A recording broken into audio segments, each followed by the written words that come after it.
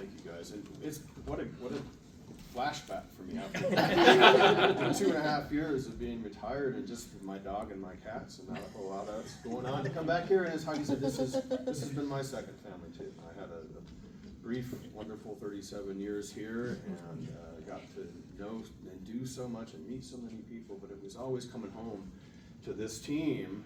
Becky was there and Becky and Heidi were both in the PSP. Yeah. They used to stand for possession of stolen property. Well, there you go.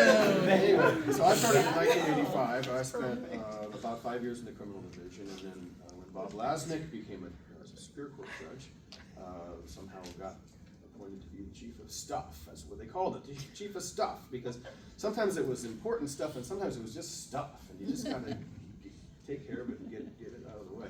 But Heidi and Becky were there already as part of the front office team, and I worked very closely with Norm, who required a kind of a whole new level of sort of attention and service from his people, and we loved doing it. And every day was a fabulous day working for him. About halfway through my first maybe 5 years in or so, we had a deputy chief of stuff to help me out, and it was Mary Yu, who's now a Supreme Court justice. And when Mary came from the civil division, and there were some days where I wasn't sure who was the chief and who was the deputy chief, but it was an exciting time. She got appointed by Booth Gardner to be a judge, and Norm said, "You go out and pick somebody to take her role," because Mary was kind of Norm's pick.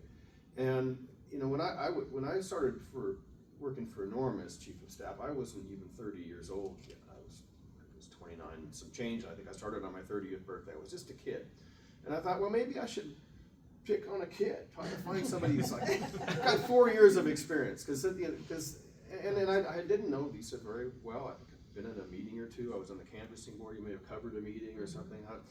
She seems nice and thoughtful, and like she would take orders and get stuff done. The old GSD, and get stuff done. And so we took a chance. I'm not sure that she understood why she was there either for a while. She said, "Why me? Why me?" I said, "Well, because you are the one." But I look back now, 25 years later, and I can't think of, despite this incredible team that we have, there's nobody who's had more influence on this office than Lisa did. And it's both inside and outside. And one of the things she recognized that what this office needed on the outside was more bridges. We needed to build bridges from the courthouse into the community, because the communities that we served didn't know us, they didn't trust us, they didn't have any reason to trust us, because we'd never offered a hand up. We just kind of used our heavy hand to enforce the law, but we never offered to work with communities. And so that was the unique part of her job that wasn't in the job description, but pretty soon became where she was spending a lot of her time, was to go out into the community and meet with groups and build trust and find out how we can work together. And some of the wonderful programs that we've had over the years were the direct result of the trust and the love that she brought out there. So, I mean, when we look around at the people who are here, who've been honored, and we honor not just longevity here. The longevity is pretty impressive, but we honor the impact that people have had. And if you really want to have an impact on your workplace, on a place where the work is meaningful and stressful and important, and what you have to do is you have to bring yourself to work, to bring who you are to work, and not try to change who you are to fit the job that you have, but bring yourself and try to change the job to look more like you.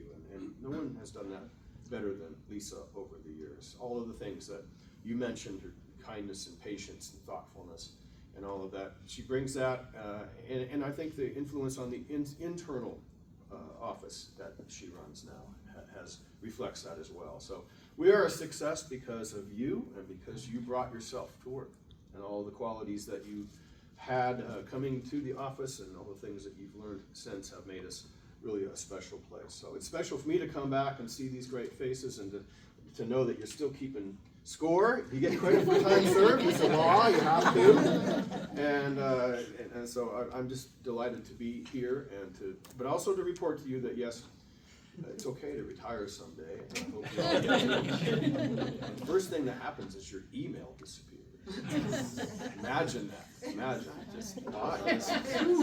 Pretty cool. And the PER system, while it is a pyramid scheme, still the check still shows up. So get in that early. But what a fantastic place to work. I feel so privileged to have this career because you are my family. You're my second family, and we grew up together. We went through some tough times. We went through some great times. We ate a lot of donuts and a lot of coffee, and went through a lot with the county. I think about Government. think about this is one of the newer buildings. Right. It was wonderful, however, I said, to show up today on the county council, in the county campus, and have zero responsibility for making this place work. So thank you all for your service, for continuing to do it. But I'm just delighted that the team is still together, and we couldn't have a better leader than Lisa Manuel. So, Thank you.